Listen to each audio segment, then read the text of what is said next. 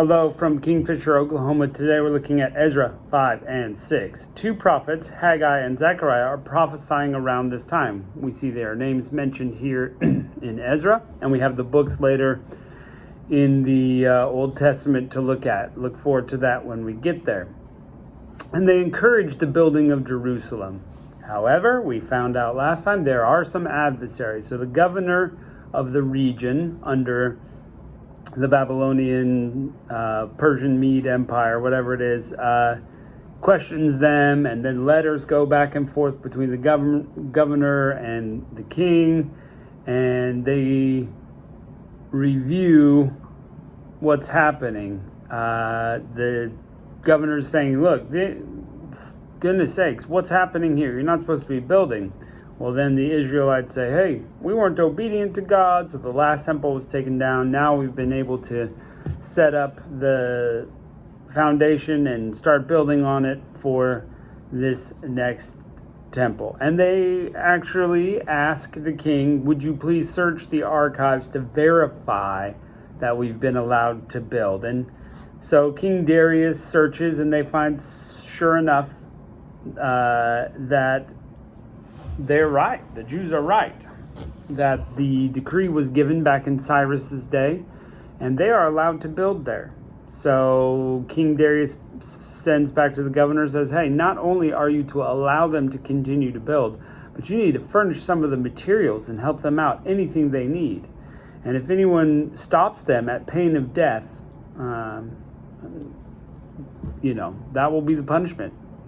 So pretty good there. So they continue to build, and we find out that finally the temple is finished in the 6th year of King Darius, and it's dedicated, and they start following the law just as it's written.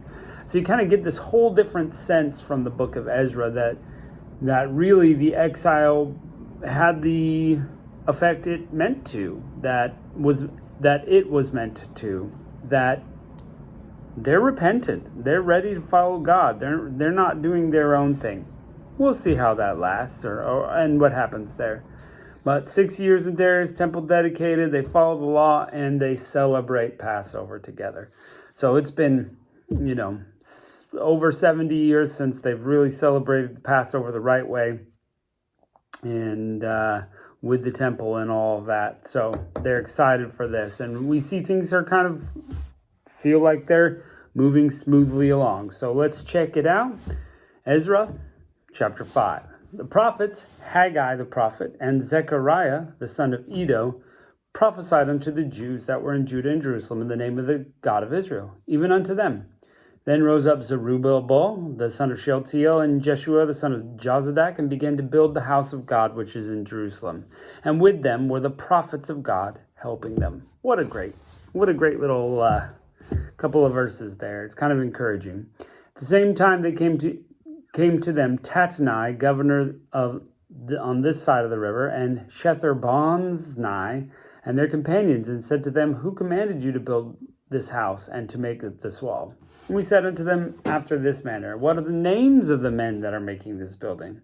But the eye of their God was upon the elders of the Jews, and they could not cause them to cease till the matter came to Darius, and they returned answer by letter concerning the matter.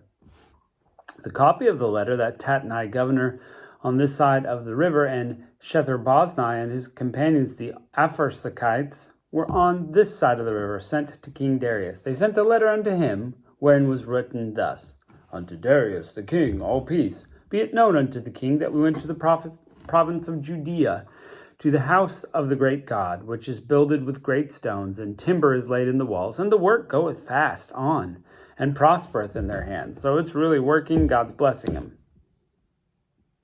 And then we asked the elders, and they said unto them thus, who commanded you to build this house and make up these walls?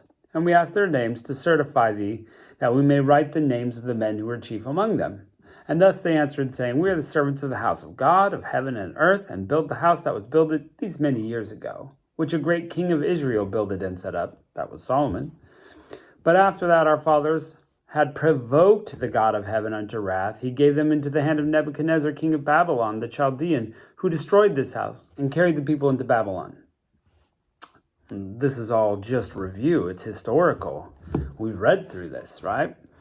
But in the first year of Cyrus, the king of Babylon, the same Cyrus made a decree to build on the house of God, and the vessels of gold and silver from the house of God, which Nebuchadnezzar took out of the temple that was in Jerusalem, and brought them to the temple of Babylon. These did Cyrus the king take out of the temple of Babylon, and they were delivered unto one whose name was Sheshbazzar, whom he made governor. And they said unto him, Take these vessels, go carry them to the temple which is in Jerusalem, and let the house of God be builded in his place. Then came the same Sheshbazzar, and laid the foundation of the house of God, which is in Jerusalem. And since that time, even till now, it hath been in building, yet it is not finished. Now therefore, if it seem good to the king, let there be a search made into the king's house, which is there in Babylon, whether it be so that the decree was made from Cyrus the king to build this house of God at Jerusalem. And let the king send his pleasure to us in the manner. So meanwhile, they're building, and they're saying, hey, would you check that out for us?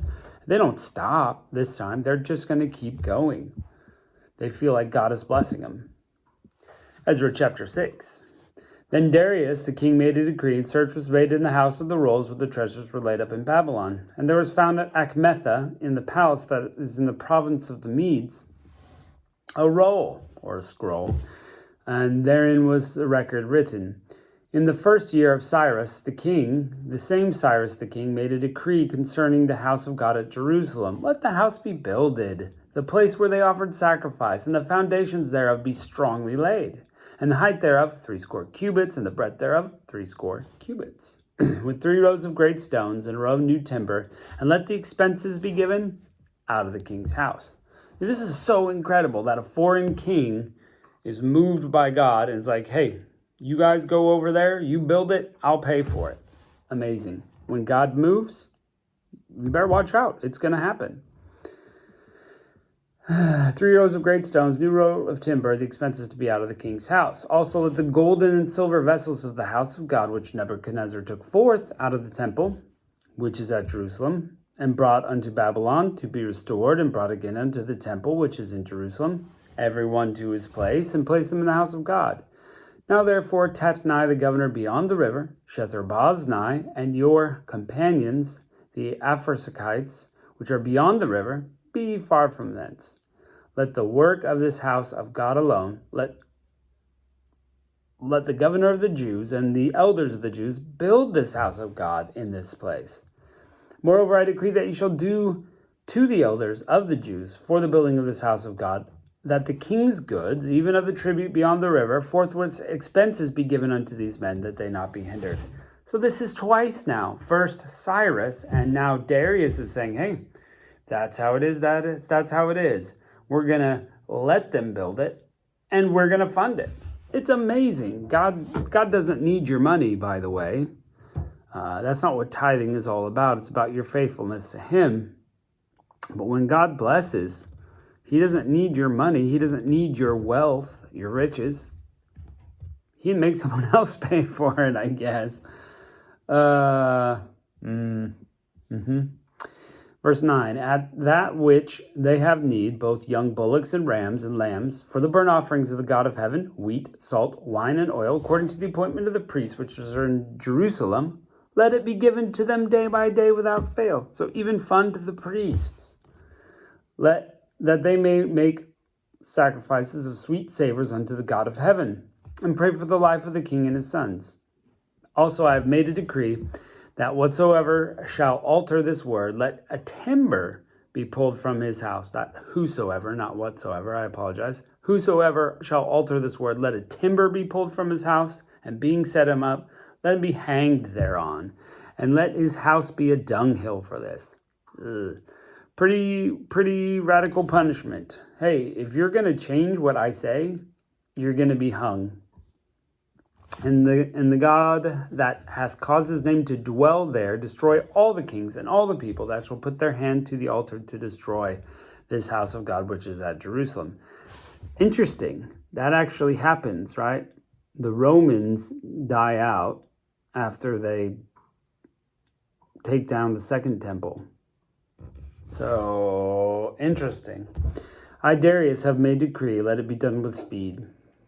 Tatnai, governor on this side of the river, Shether-Boznai and their companions according to what Darius the king had sent, so they did speedily. The elders of the Jews builded, and they prospered through the prophesying of Haggai the prophet and Zechariah the son of Iddo. And they builded and finished it according to the commandment of God of Israel, and according to the commandment of Cyrus and Darius and Artaxerxes king of Persia. And this house was finished on the 3rd day of the month Adar, which was in the 6th year of King Darius's reign. And the children of Israel, the priests, the Levites, the rest of the children of captivity, dedicated the house of God with joy. They offered at the dedication of the house of God 100 bullocks, 200 rams, 400 lambs, for a sin offering for all Israel, 12 he-goats, according to the number of the tribes of Israel. Then they set the priests in their divisions, and the Levites according to their courses for the service of God, which is in Jerusalem, as it is written in the book of Moses. So they're following the law right now. I love that. It's like they learned their lesson. Let's follow the law. Let's do this the right way. Children of the captivity kept the Passover upon the 14th day of the first month. That's the right time to celebrate. For the priests and the Levites were purified together. All of them were pure. Killed Passover for all the children of captivity, and for their brethren the priests, and for themselves. The children of Israel were come again out of captivity, and all such as had separated himself unto them from the filthiness of the heathen of the land, to seek God of Israel, did eat. So if you're ritually, ceremonial clean, you could eat. And kept the feast of the unleavened bread 7 days with joy, for the Lord had made them joyful, and he turned the heart of the king of Assyria unto them, and strengthened their hands in the work of the house of God, the God of Israel. So awesome. So great. It's amazing how God works his plan and everybody else follows it. You know, how can you get foreign kings to pay for your building? Well, God better do it, not you. You're not going to do it. God will do it. Pretty awesome. Well, we'll see what else happens. Things are going along fairly smoothly right now, but it seems with the children of Israel, there's always some sort of problem. So we're going to find out if that's the case. Anyway, thanks for joining us, and we'll catch you next time.